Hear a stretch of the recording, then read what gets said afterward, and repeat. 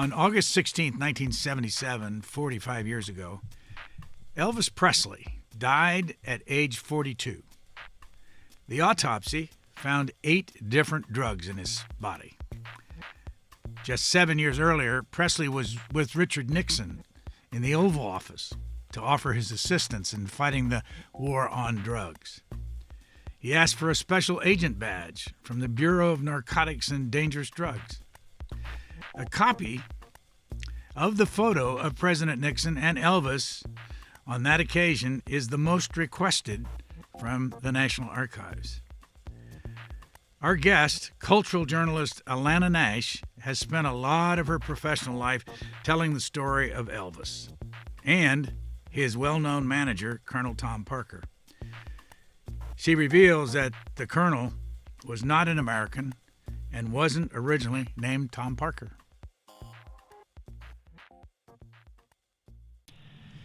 Alanna Nash, in your book, The Colonel, which was published a lot of years ago, you do have an afterwards for 2022, and I just want to read the first sentence. In my 45 years of writing about Elvis Presley and Tom Parker, I have learned one essential truth. The saga continues and will always continue to surprise. Why'd you say that? Oh, through my years of researching and writing about Elvis, so many things that seemed ludicrous on the face of it later turned out to be true. And the afterword to the Colonel contains a document that I couldn't find when I was researching my book in the late 90s and the early 2000s.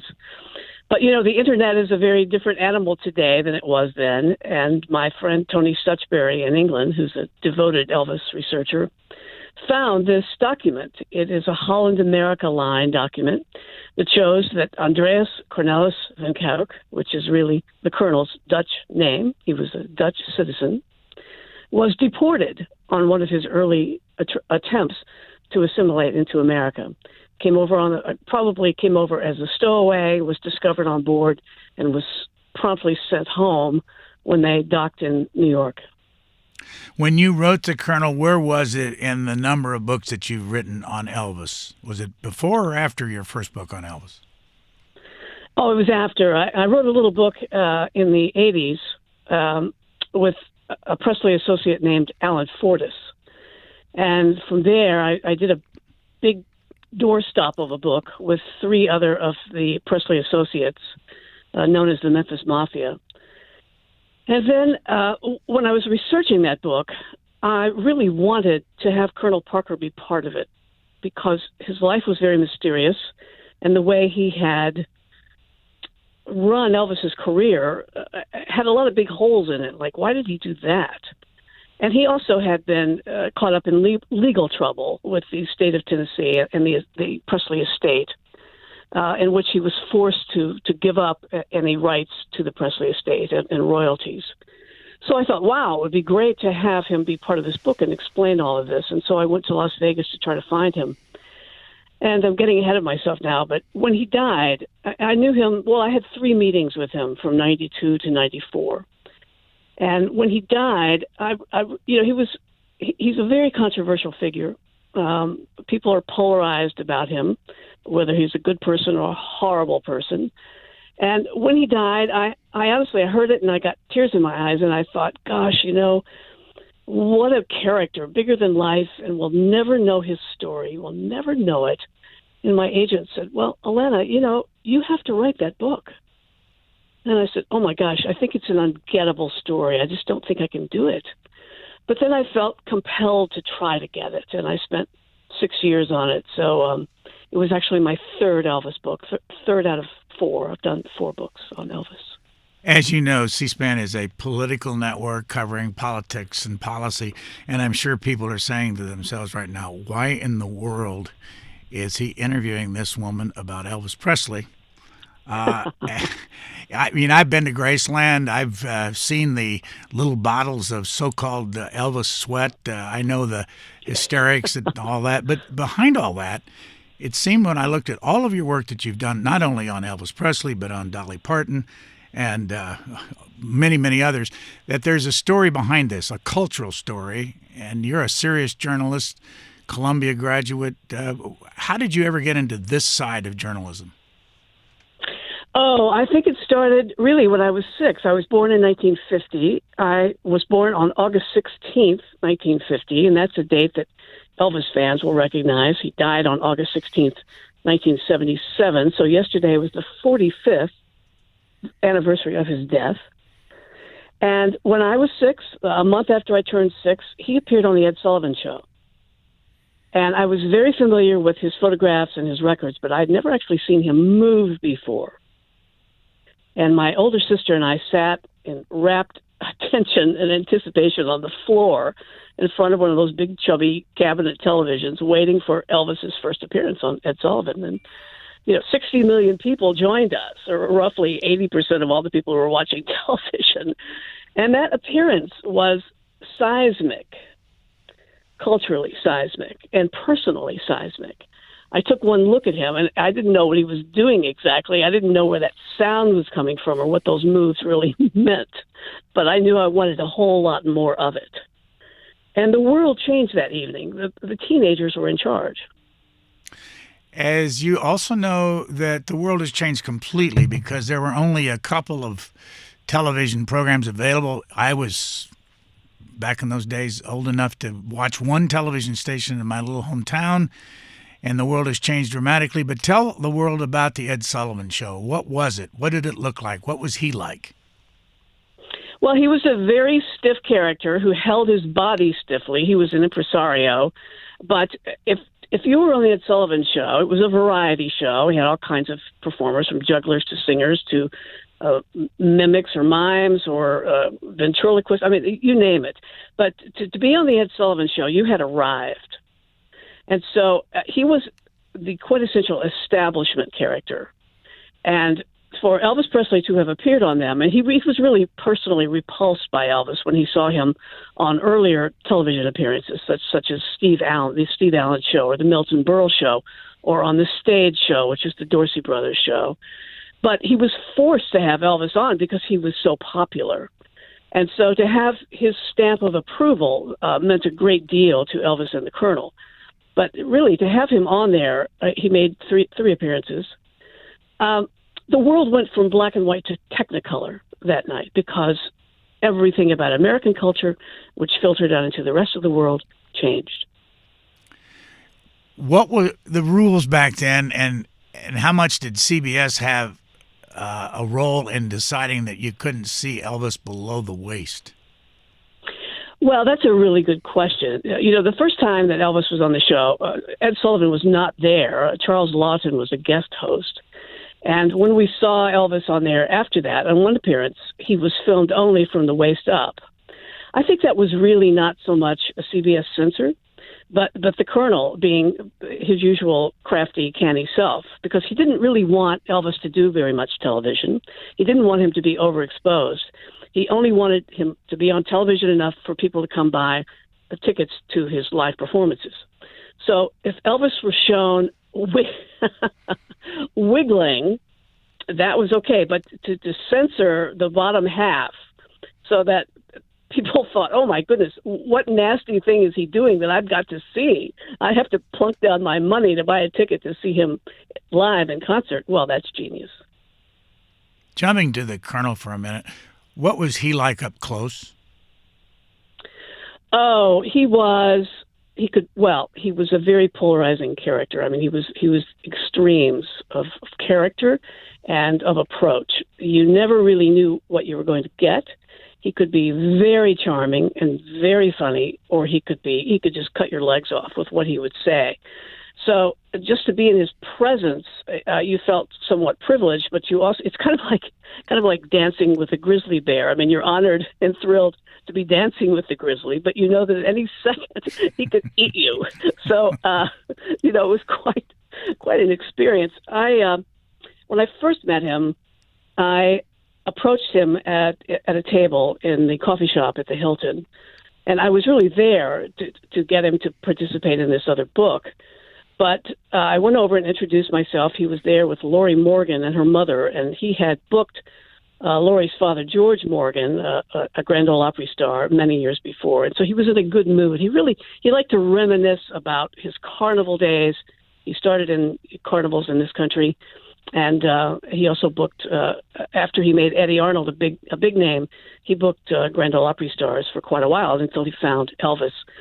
So that's what he liked to talk about. He didn't like to talk about Elvis for, I think, a couple of reasons. But I went over and introduced myself as a person who had written Alan Fortas's book. And the Colonel would call Alan every Sunday to see how he was doing while he was dying of cancer. And I was at Alan's home a couple of times when the Colonel called, and Alan was crazy about him. And people really loved the Colonel and were amused by him, thought he was a genius or just an evil, terrible, horrible person. But Alan really liked him. And so I brought up Alan's name and I said, Alan got you to sign a picture for me, which I have on display. And I just thought, I just want to get to know him and I'll ease into this request. So he invited me to sit down and order anything off the menu. And he was, again, in this very good mood. And I was there for 3 hours. And I could see that it wasn't the right time to bring this up because he was really kind of basking in this glow that he had acquired during this conversation with the Morgans. So I thought, I'll go home. Now that I've met him, I'll go home and write him a letter with my request. And the next day, although he had not asked me where I was staying, the phone rang in my hotel room very early, and it was the Colonel. He had tracked me down. And he called, he said, to offer me tickets to another show that was playing at the Hilton. And I thought, oh, wow, this is, first, my mind is reeling, like, how and why did he track me down? I mean, what does this really mean? But it seems like he wants to be friends, and I have to come clean on why I'm here. So it was then that I told him that I was writing this book with Billy Smith and Lamar Fike and Marty Lacker, and that I wanted his participation. And his tone changed. He was very disappointed, I think. And he said, "Well, there are too many Elvis books already, and I don't talk about Elvis," and which he had not the previous day. But I came home and wrote him that letter, and he answered, and he still didn't want to do anything about Elvis. And I had said perhaps this would help you set the record straight, because a lot of people really hated him when Elvis died at the age of 42, hated the Colonel. So he wrote back and he said he slept good at night and he didn't need to set the record straight. And he said, but if you're out here again, you let me know. So, of course, I went back for a second and then a third time. And, I'm still not precisely sure why he saw me each time and took me for a meal each time. And each meeting was about 3 hours. But it might be a situation of just keeping tabs on what I was up to, what I was writing, kind of keep your friends close and your enemies closer, although I wasn't really an enemy. But I'm not really sure. But he was a very enigmatic figure. He let me in on a little bit of his history, his past, the last time that I saw him. And I had affection for him. At the same time, he scared the water out of me. In the end, how much money did he make off of Elvis? Oh, I don't think we can possibly even know, because he had all of these side deals with everyone he worked with the movie studios, with RCA Records especially. So he always ended up getting more out of a deal for Elvis than Elvis got out of a deal for Elvis. And he was paid in ways that aren't traceable sometimes. How did he get to serve in the U.S. Army if he wasn't an American and didn't hold an American passport? Well, he came over here in 1929, and that June he enlisted. We took foreign nationals as long as they pledged that they would become U.S. citizens. So you'll find him in the 1930 census as being a citizen of Holland, his parents both being born in Holland. And he did change his name to Thomas Parker. He wasn't using the Andrew yet, Thomas Andrew Parker, which he came to use later. The Andrew really being the Americanized version of his Dutch name, Andreas. But what happened was he served in Hawaii for 2 years, and then he transferred to Pensacola. But while he was in Pensacola, he went AWOL when the circus was in town. And so he never had to become an American citizen, and he never did. So, was he aware of Elvis's drug use? Oh, sure. He had spies in Elvis's entourage, and he particularly had spies in Elvis's entourage once things began to get very, very tense between them, which was in the mid-'60s when Elvis was really enslaved in a chain of pretty horrific films, and he was deeply unhappy about that.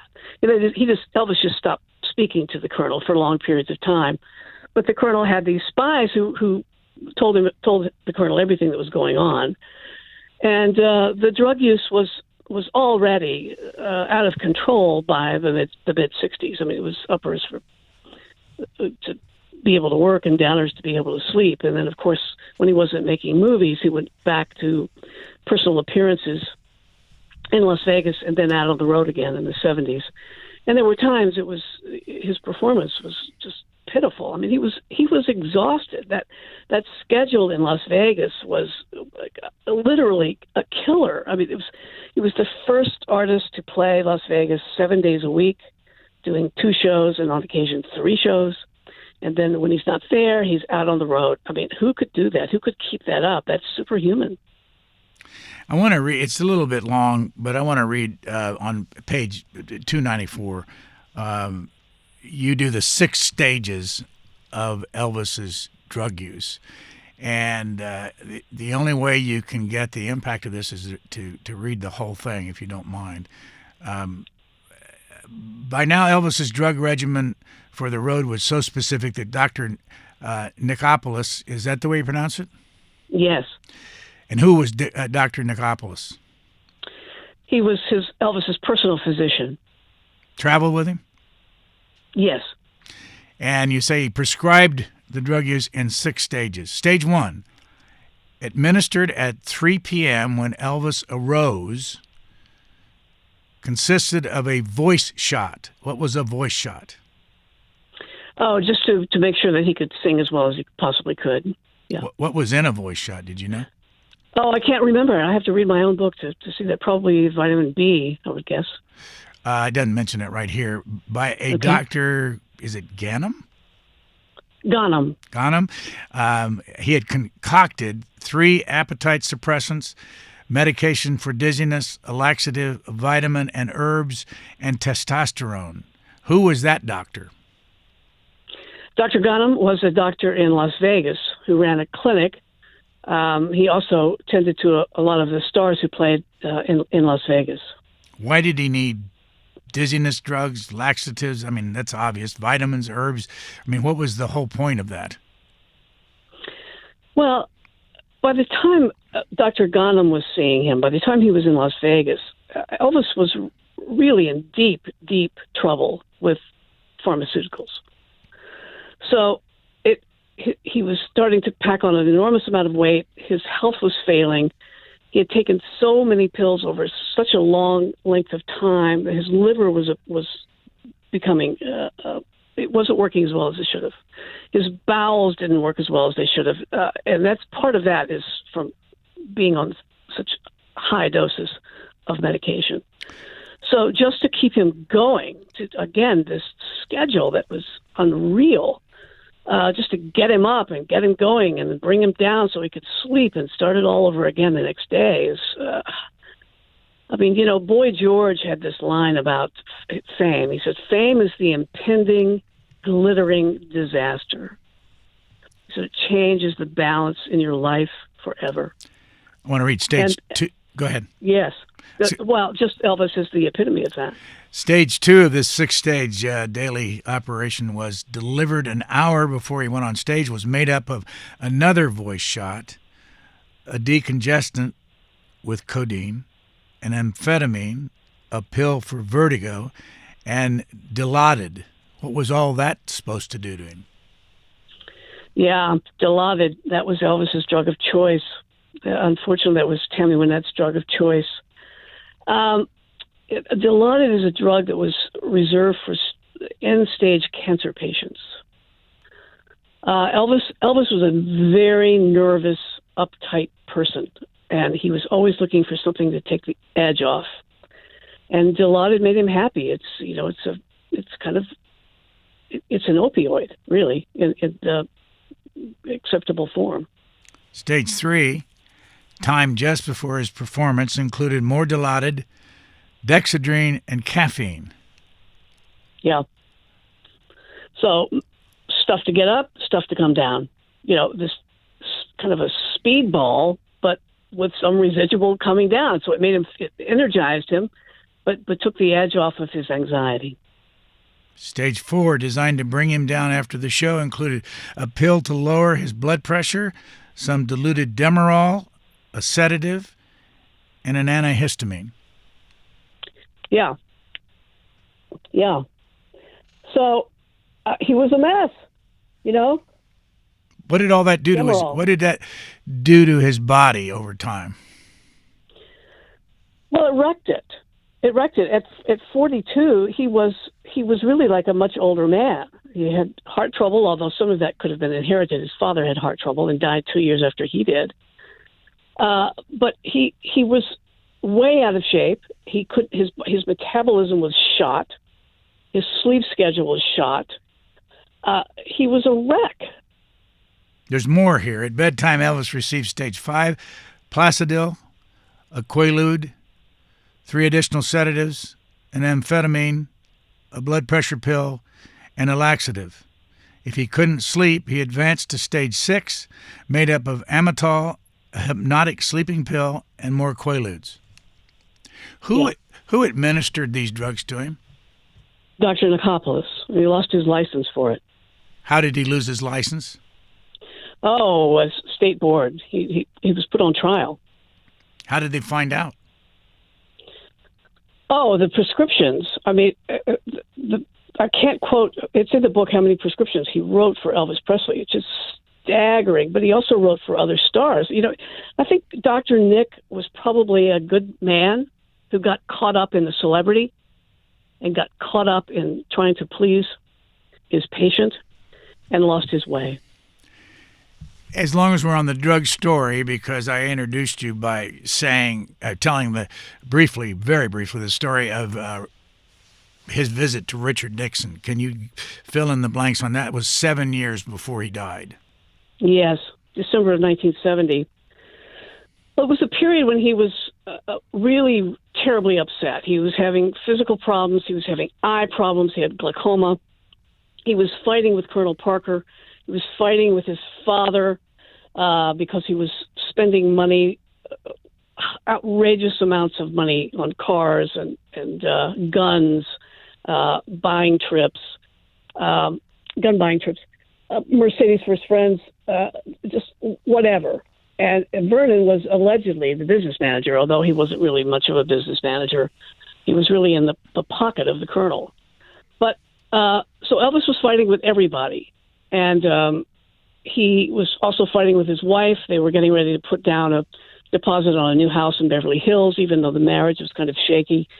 And he did something he hardly ever did, which was that he took action instead of kind of numbing himself out. And he was obsessed with the idea of having a narcotics badge. He'd begun collecting police badges, and he really wanted a badge to be a narc. Because all of Elvis's drug use was prescription drugs. So he was off in Fantasyland a lot, and he wore a police uniform sometimes. He would even go out and stop cars in front of Grace. I mean, he really was kind of out of his mind at times. And so he thought he should have this badge.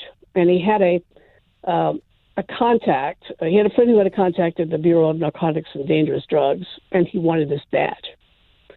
So he got on a plane by himself to go to Washington. Eventually, he picked up a couple of other of his cronies.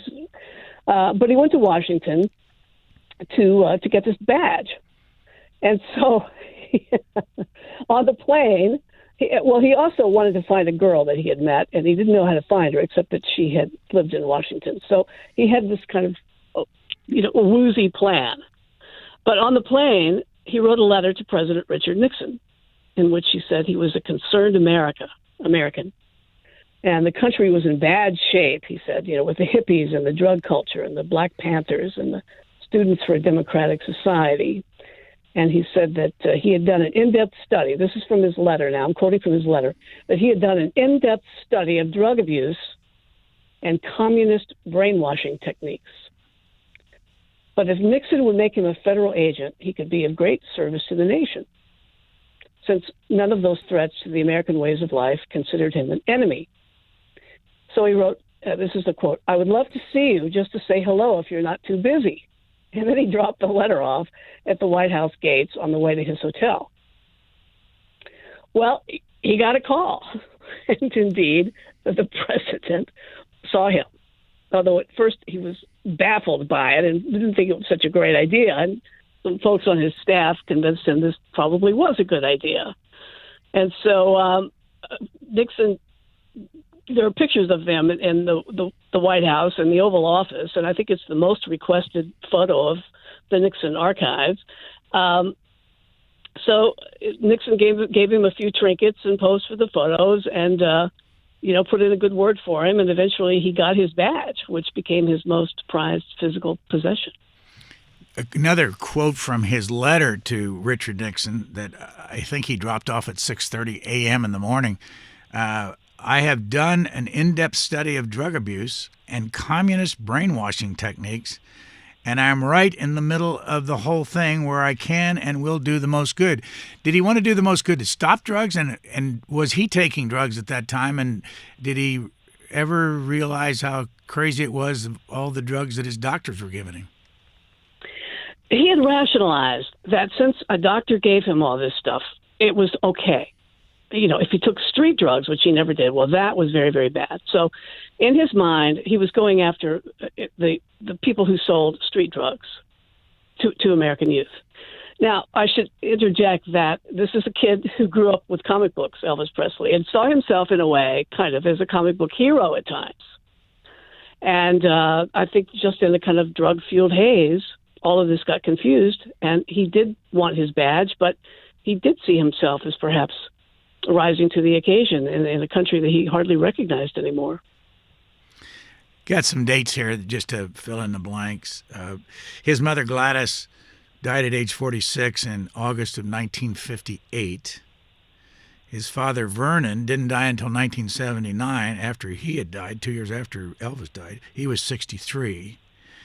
Elvis was 42, as you said, and died in August 16th of 1977.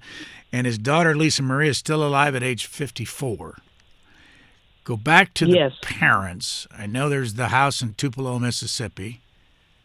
And it does have a connection to C-SPAN because Comcast, our biggest supporter, had their first cable system in Tupelo. So we've got Comcast Tupelo and Elvis Tupelo. And that little house, you got to spend, what, $15 to get in it.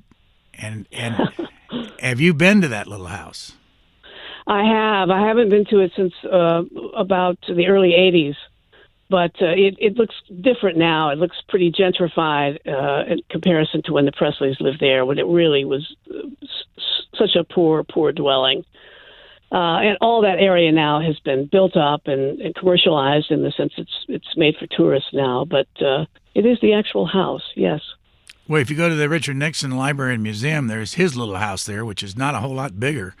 Do you think that visit to the Oval Office, or what impact did it have?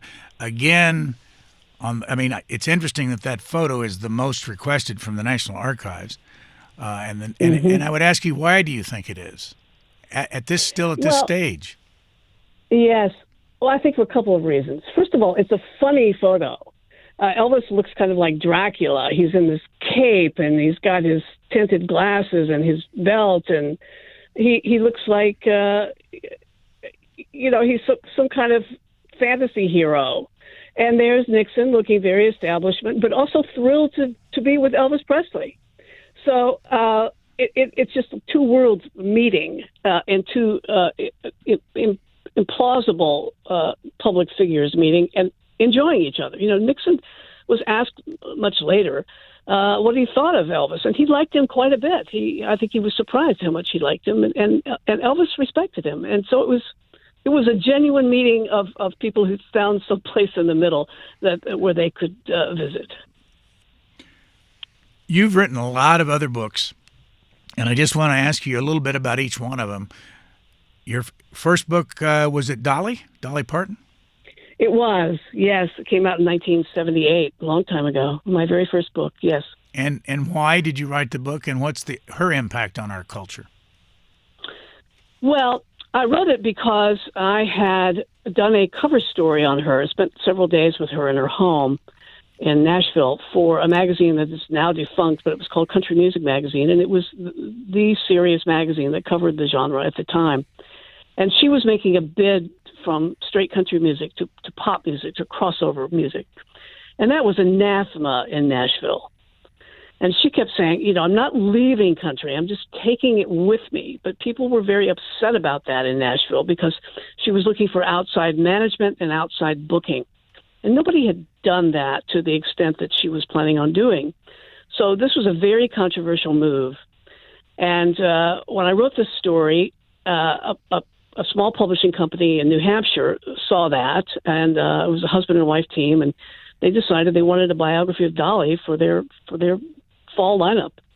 So they contacted the magazine, and I was plugged into that because I had done that story. But I had been watching her very closely from the time I was a teenager when she was on the Porter Wagoner show because, well, two reasons. She was from Sevierville, Tennessee, the Smoky Mountains, and my mother was from Sevierville, Tennessee, and I have cousins there today, family there today, and had visited there when I was a small child, so I felt a real affinity toward it. And I was also impressed with her when I was a kid because I also played guitar and wrote songs, not very well, mind you, but I did. And I saw her on there, and she was 4 years older than I was, and I thought, wow, this woman really knows what she's doing. These songs are good. She knows how to finger pick that guitar. She's not just strumming it. And I think this is a real mountain artist. And so I followed her pretty closely. What has been your reaction to the fact that she spent millions of dollars on books to give away? Well, gosh, she's kind of a mountain miracle, this woman. And, she her father couldn't read. I met her parents. Her mother was very strong-willed. Her father less so, but he couldn't read. And she did this in part to honor him. And, gosh, what a contribution to the culture, right? Well, she's given books through the mails, free books to children from birth until they begin participating in school. And there's lots and lots of money. All right, another book is, again, I'm old enough to remember this story, but tell the story of Jessica Savage. Oh, Jessica Savage. Well, that's still my favorite of my books. I don't think it's my best book. I think the Colonel is my best book, but still my favorite book. Jessica Savage became the weekend anchor at NBC Television News shortly after I got out of Columbia University Graduate School of Journalism. She went in. She got to NBC in 1977, and I had graduated in 74. And when I was at Columbia, they kept steering me into broadcasting, and I thought, oh, gosh, I don't think I have the stamina for it. Usually at that time, the women had if you could even get hired, women had a shorter career than men.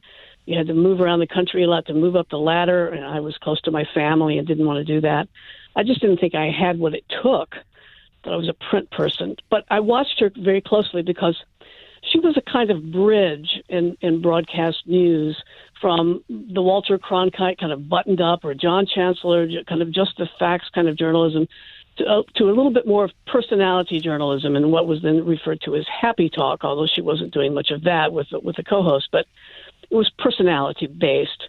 So here was this beautiful woman who was brought in as the weekend anchor and also given an assignment on Capitol Hill to legitimize putting her in the anchor seat, which meant that she was really resented by a lot of people at NBC who had been climbing the ladder, hoping that once they worked their way up, they would be rewarded with an anchor seat. And here she is brought in at 30 and plunked right down in there.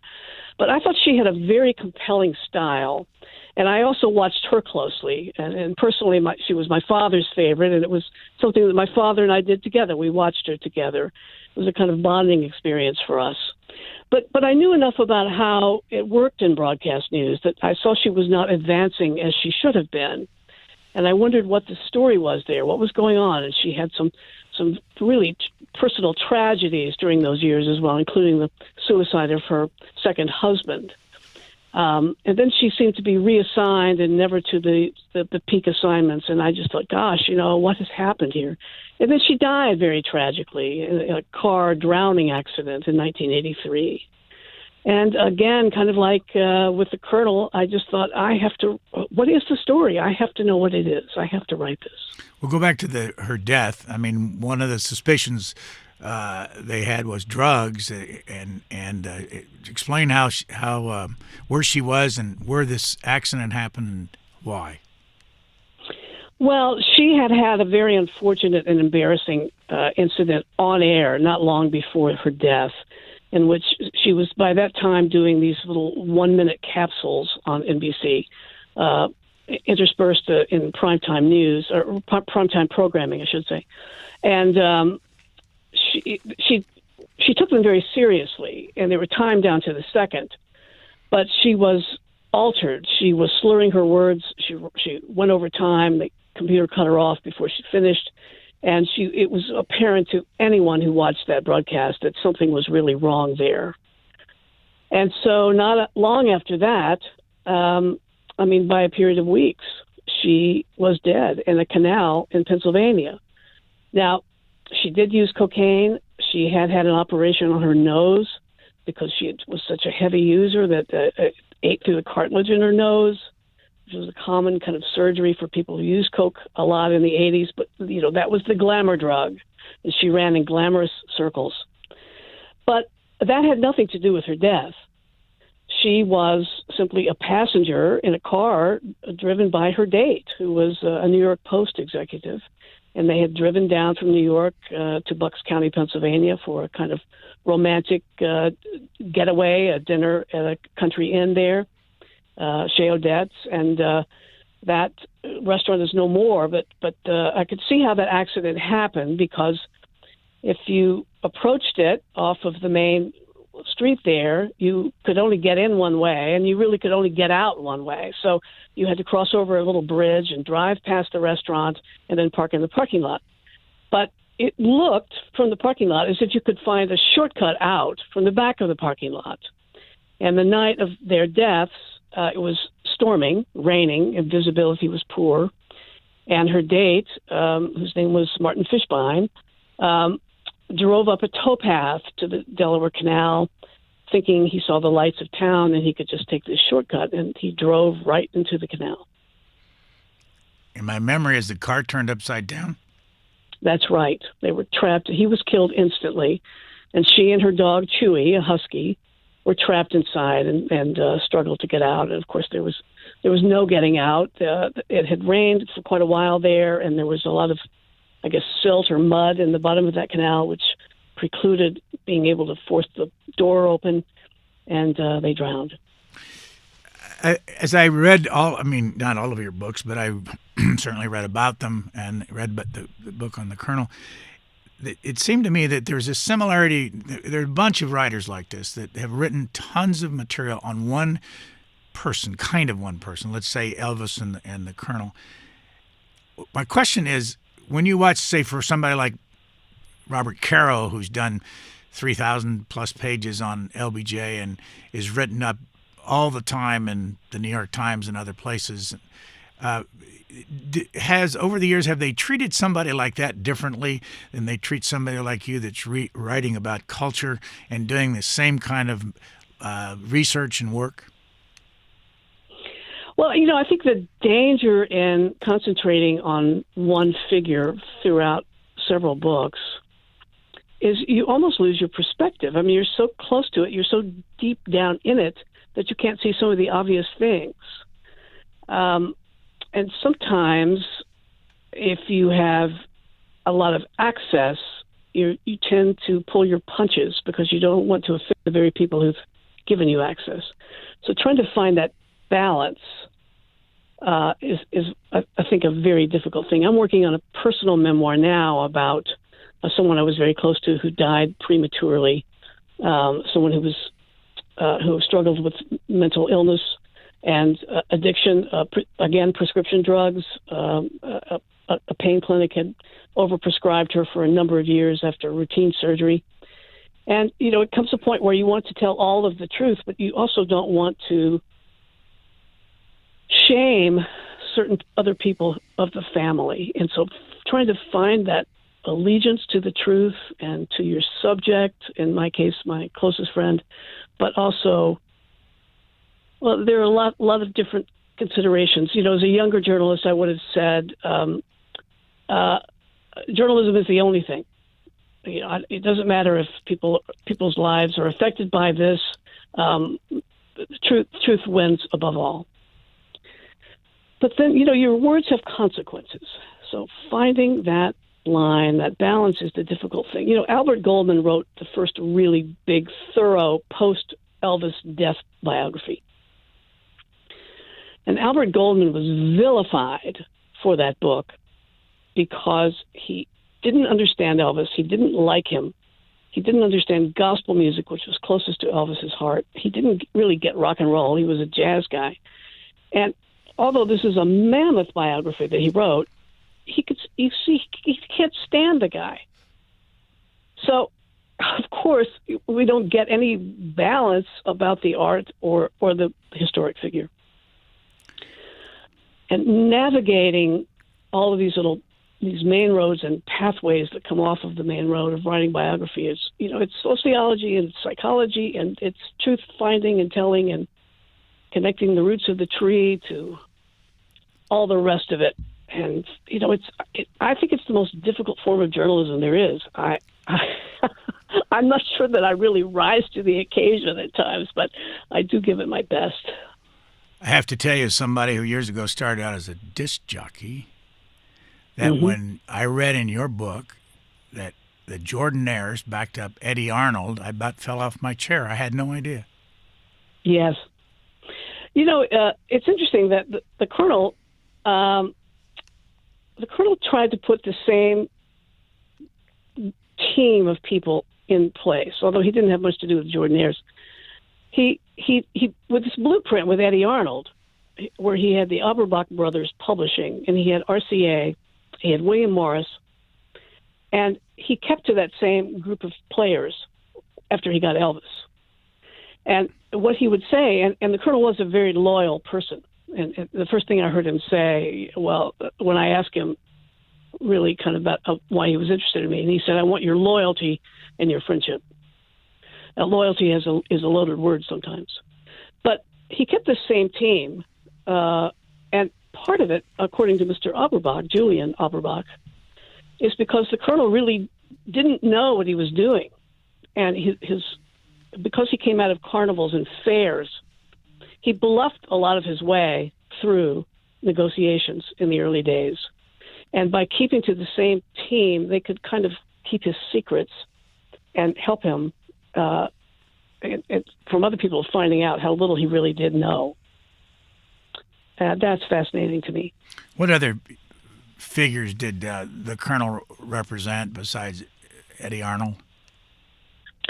Well, his first job out of the carnivals was being a promotion man for Gene Austin, the crooner who was kind of down on his luck by the time that the Colonel found him in the late 30s.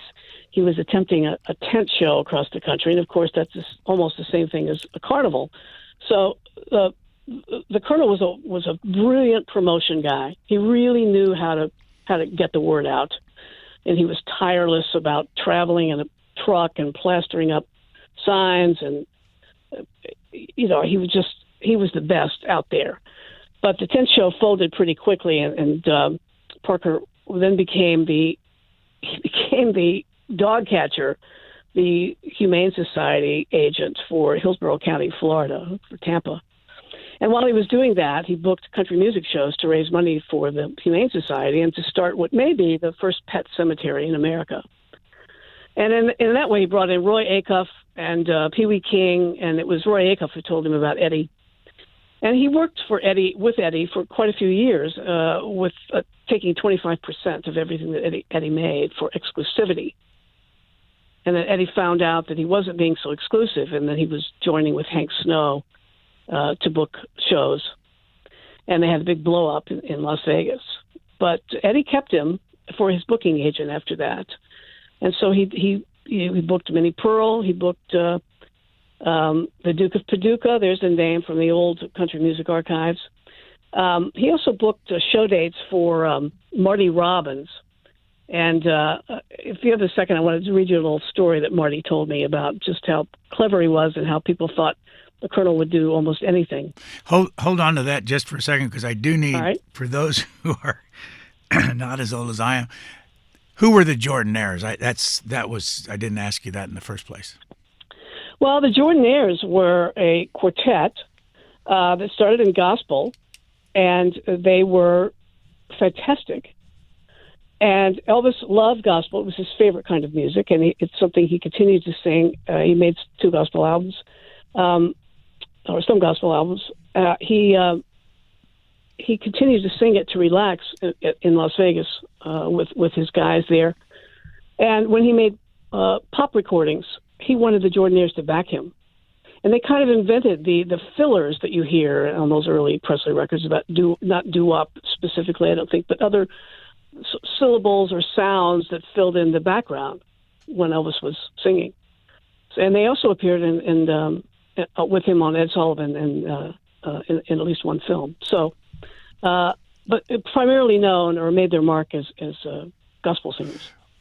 Other than having the worst toupee in the history of country music singers, who was Hank Snow? Well, Hank Snow was a Canadian country singer who became quite popular in the U.S.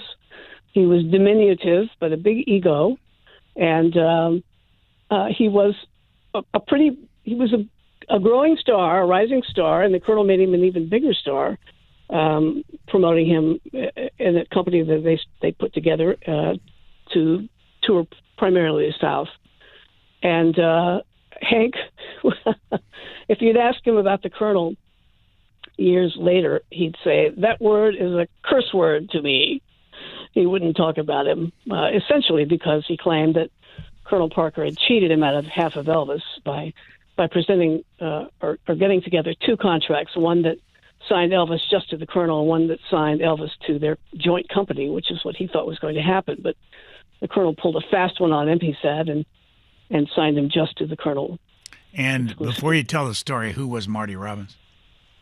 Well, Marty Robbins was a country singer who had some pop success as well. I think he's best known for the song El Paso, which was at the time one of the longest songs ever to be played on commercial radio, but also a Grand Ole Opry star and a much-loved country figure.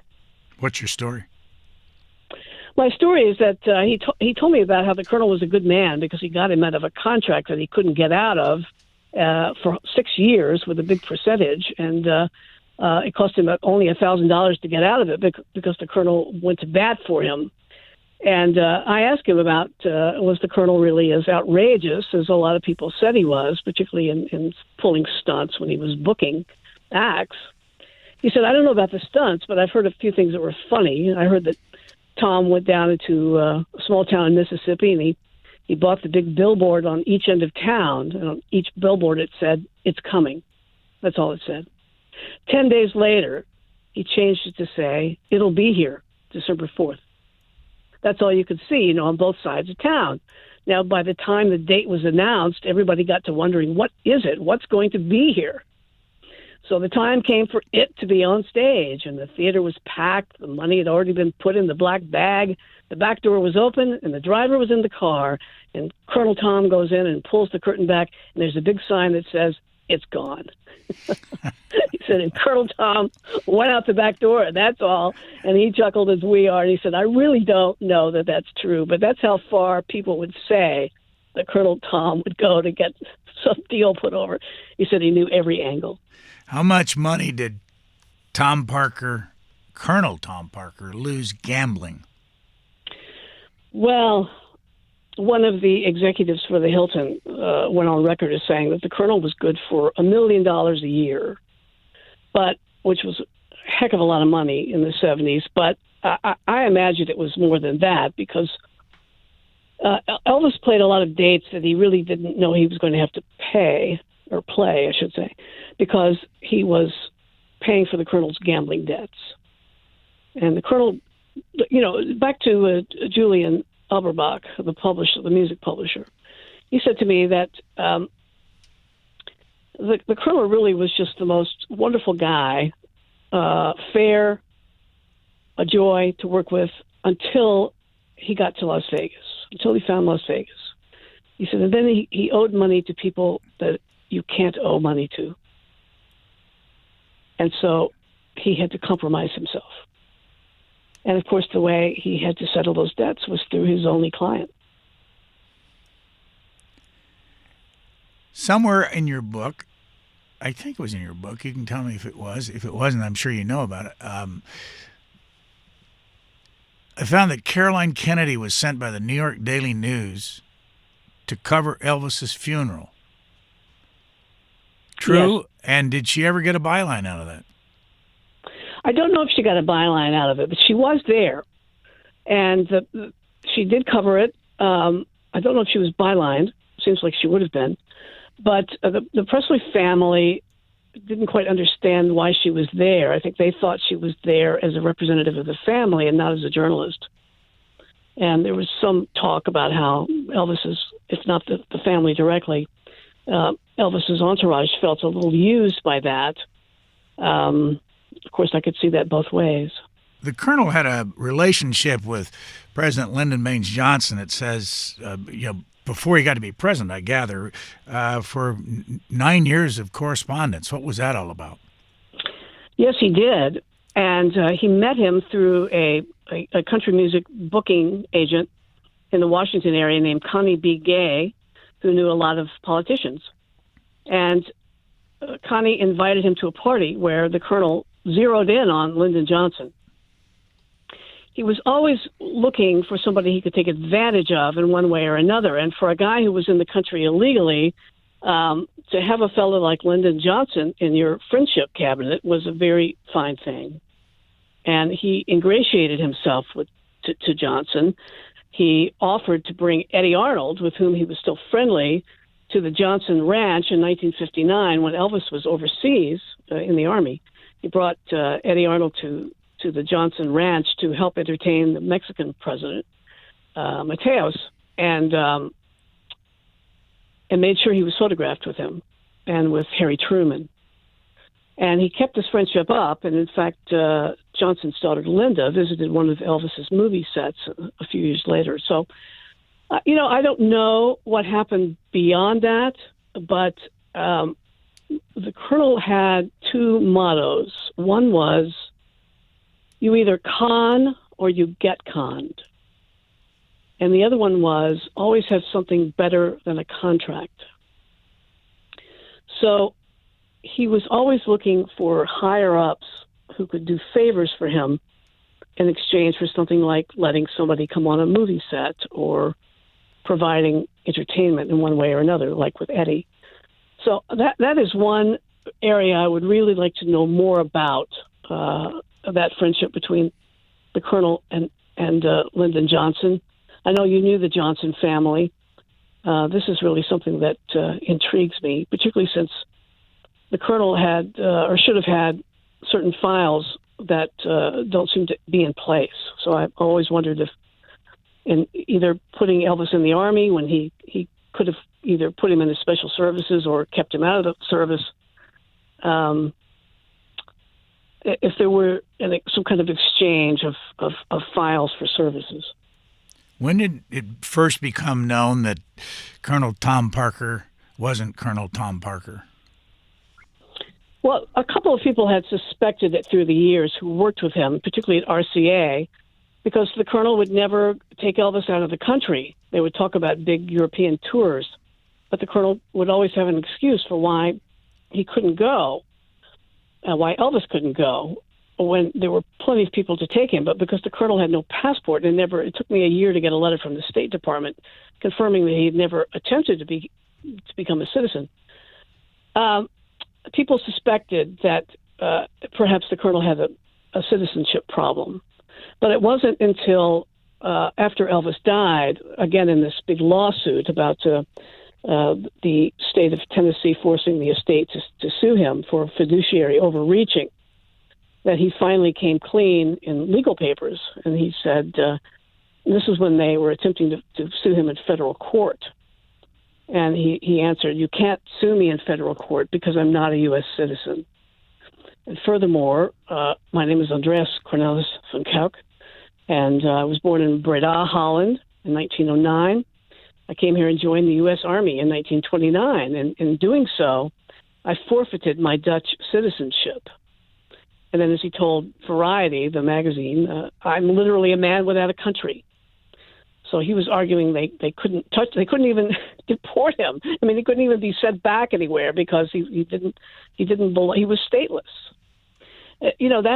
That's a curious thing and a conscious decision, I think.